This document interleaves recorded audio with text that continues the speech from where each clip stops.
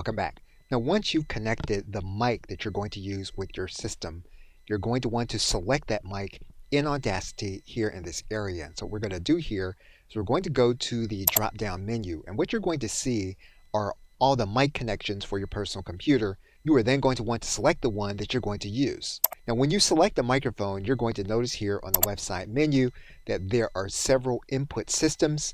The default setting is going to be multimedia events. It's going to be primarily for Windows-based systems. Now, if you have problems with your recording, you can always change these input processes. However, you can safely, if you're using a Windows computer, leave the default setting, which is multimedia events, or MME. What we're going to do first is we're going to test our microphone connection.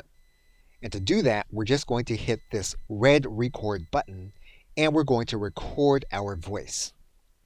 What we mainly want to see here is that our mic is connected and producing audio inside of Audacity.